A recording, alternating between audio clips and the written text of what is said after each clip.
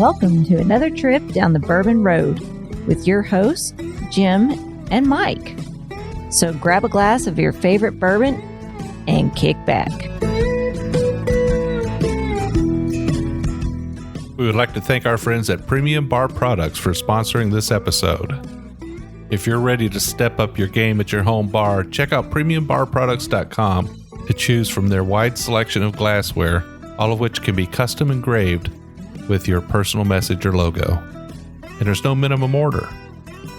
So after the episode, head over to PremiumBarProducts.com and check out everything they have to offer. Now, let's get on with the show.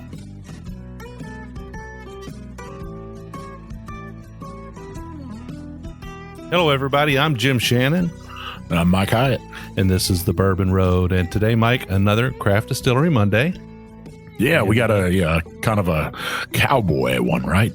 Yeah, I'm looking forward to this one. So today we are reviewing Buck Kentucky Straight Bourbon Whiskey. It is an 8-year-old, like I said, Kentucky Straight Bourbon Whiskey. So it was manufactured here in Kentucky. It is being sold by a distillery called Franklin Distillery out of Fairfield, California. So it's 8 years old.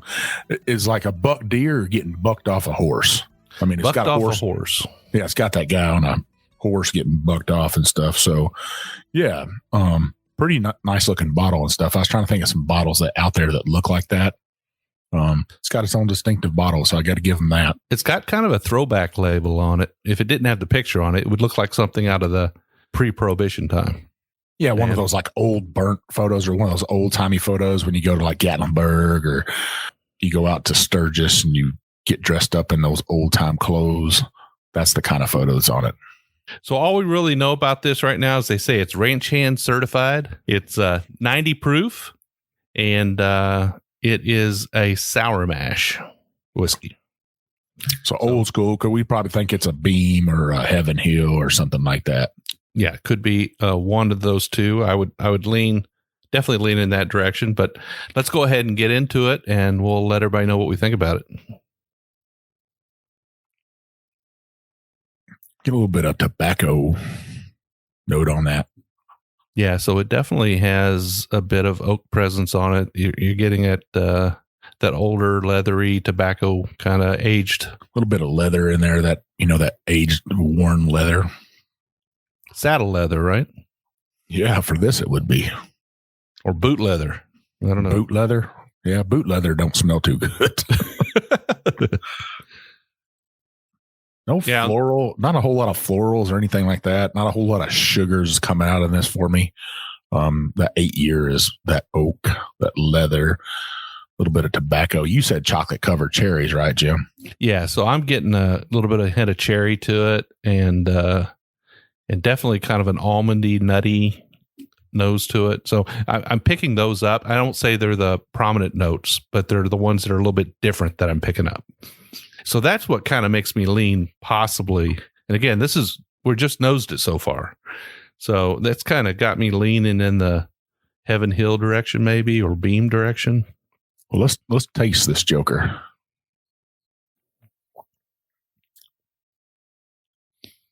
Now, you said it didn't have a lot of sweetness on the nose, Mike, but what do you think about the palate? The other night we actually drank some bourbon or some rye whiskey that had a sweetness on the front end, but some spice on the back end. And this is almost the same. A little bit of sweetness on the front end.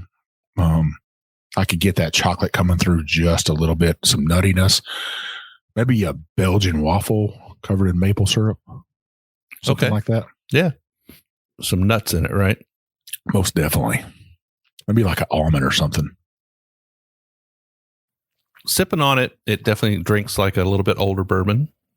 It's got that age on it. It does have a little bit of dryness on the back of the palate, but not too much. Could you see a cowboy drinking this after coming off a dusty trail or something? Or, I mean, I'm sitting here looking at the bottle. I'm picturing a cowboy with this in his saddlebag. Now, the bottle isn't one of the round Wild West bottles. It's more of a flat. What would you say this bottle looks like as far as it's a little bit more like a St. Cloud bottle has a kind of like that. Yeah. I would say you're right. I'd call that a saddlebag bottle. It's because it's flat like that. And it would fit in a saddlebag, nice and flat. A round bottle is not too good for a trail ride or anything like that. So right. This is something perfect. Some guy out west, if he was going up in the mountains or something, take with him. If you got a real big pair of boots, you put this in your boot. That's me. Well, Mike, I picked this one up at Total Wine here in Louisville, Kentucky, and I paid $28 for it. A Kentucky Straight Bourbon Whiskey, 8 years old, $28. That's a hell of a buy, I think. Yeah. I'm wondering which distillery they got this from and what that distillery's 8-year-old bourbon would cost. And if we could compare the both of them, that would be awesome. Well, let's talk about some other distilleries that are in our area that have bourbons in the 8-year-old range. Wild Turkey 101 is about $25 a bottle, right? Yep. Now, some of these are really 6 to 8s, like the Barton is, kind of 7 years normally. And it's about $40, right? What about Blanton's? It's it's actually in that range, right? It'd be in that range. Yeah. So we're looking at 50 to 60. Yeah. Knob Creek. Well, you got 9-year, you got 12-year, you got 15-year, but you're talking those bottles will cost a lot more than this right here. Jim, I gotta salute you, man. This is some good bourbon for in that $25 range, 8 years old. Is this the future of bourbon right here? Is this what we're going to see? Is more of these coming out? My opinion is that, with the bourbon boom, a lot of distilleries have really ramped up their production. So there's a lot of barrels that are going to be starting to already coming available and will be coming available in the future. And depending on their need internally, there may be some extra inventory that needs to be pushed out to some sourcing distilleries. And yeah, I think we'll see a lot more of this. I think they hit the nail on the head on this one. I don't know who their blender is, who got it down to that 90 proof, but hats off to you. The more I drink this, it does dry on the back end, has that kind of medium to long finish on it, but it leaves that sweetness on your palate, Yeah. And it keeps growing on me. The nut keeps growing on me, and I'm trying to figure it out. Is it almond or is it peanut? For me, it's a little more almond and than it is peanut, but a little more peanut. I might be leaning towards Jim Beam as a source distillery. A little more almond, maybe towards Heaven Hill. Hard to say. We could be totally off. I mean, it could be, who knows, somebody else altogether, but I don't think it's a Barton. And Barton really well. You've been down there for several picks, so you know their juice really well. I couldn't speak to that. And I don't want to bourbon bullshit my way through this one right here. And give it an honest review. I'd say this is a buy all day long. It's a sipper. If you're looking for a bottle that's $25 out there, and if we can get this in Kentucky, then I'm sure it's getting sent all over the United States. I'd say this is a buy. Yeah, I'll join in with you on that, Mike. And not only is it a buy, but when you can buy a bottle for $25 to $30 and you can give it to a friend and let them try something absolutely new that they'd never had before. And it's not like a birthday bourbon or anything like that, but you give somebody a bottle of $1. It's an 8-year-old solid Kentucky bourbon. It has a good flavor profile. It's likely something they haven't tried before. And it's an inexpensive gift, right? $25-$30. Yeah, it's not bad at all right there. I think you'd be hard pressed to get another bottle out there, like you said. Something a little bit different, something different label. If you got somebody out there that rides horses, they're in the rodeo, this would be a perfect gift, I think. Absolutely. Well, Mike, I would say that we probably ought to reach out to these guys and see if we can't figure out what their story is, because I'm impressed with this one. What else is to come? Well, that's true, but seems like they're pretty tight-lipped when we do our research on them and stuff, you can't find a whole lot about them. You can't find their mash bill. We do know it's 51% corn. We know that for sure because it's a bourbon. So I think you picked a winner, Jim.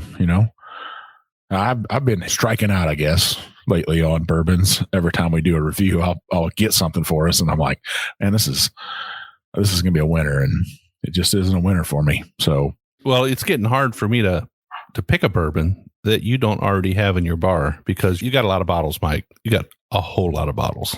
I found a new store yesterday.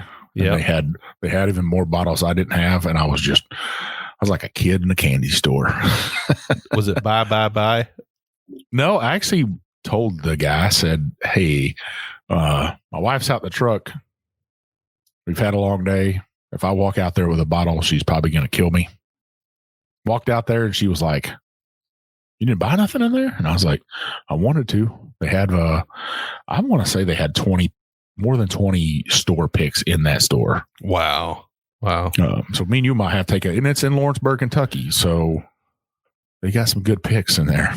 I was very impressed with their bottle selection. From what he said, they have the largest bourbon selection in central Kentucky. Wow. What's the name of the store? So, yeah, the name of that store is Go Big Blue Liquor, right off 127. And me and Vivian were over there yesterday doing the world's longest garage sale. It goes all the way from Michigan all the way down to Florida. So we drove part of it, drove from Lawrenceburg all the way to Danville, stopped at a little bar that I like to go to, Bar Grill, I guess, would you call it? Copper and Oak. Had a drink there. On the way back, though, I saw that liquor store, and I was like, I'm going to go in there. And they have 3 rows of bourbon.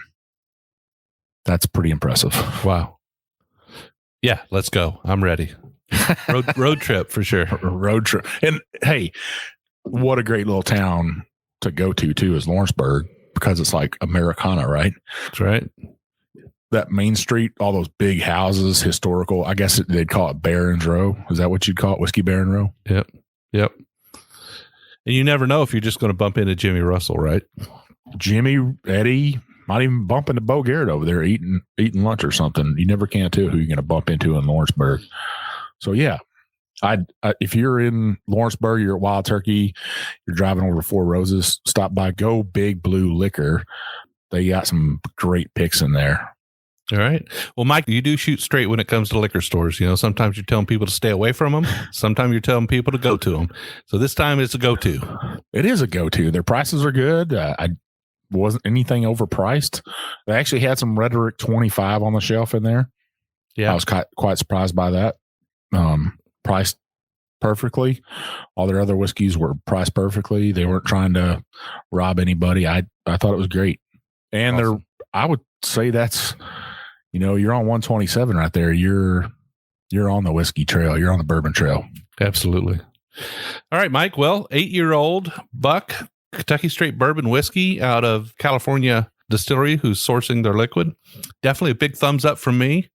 A sipper, maybe even a giver. Hand a bottle to a friend. Pretty impressed with it. I'm gonna probably grab another one when this bottle's gone. Yeah, because you can't tell how they're going to change over time and stuff. And I agree with you on all those points, Jim. A sipper, I'd give it to a friend, share it with a friend.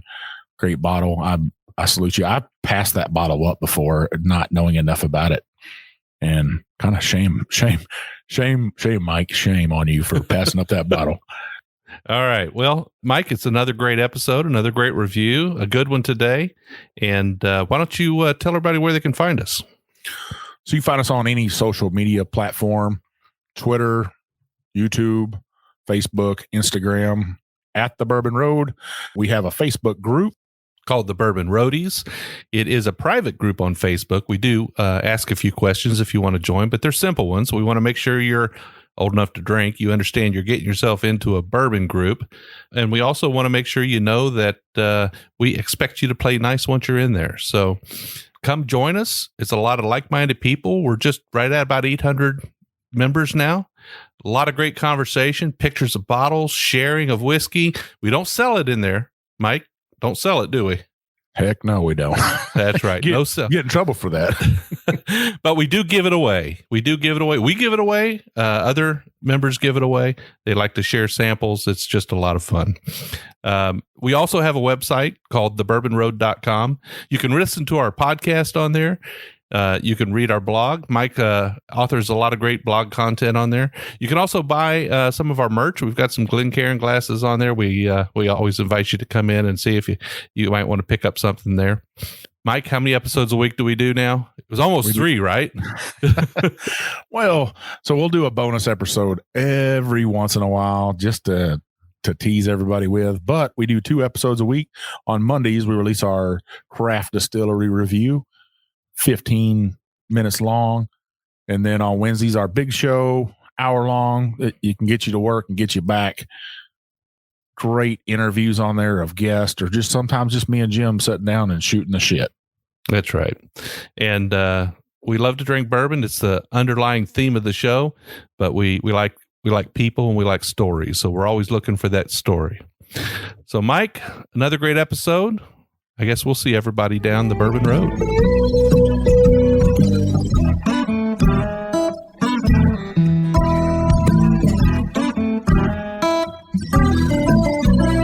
We do appreciate all of our listeners, and we'd like to thank you for taking time out of your day to hang out with us here on the Bourbon Road.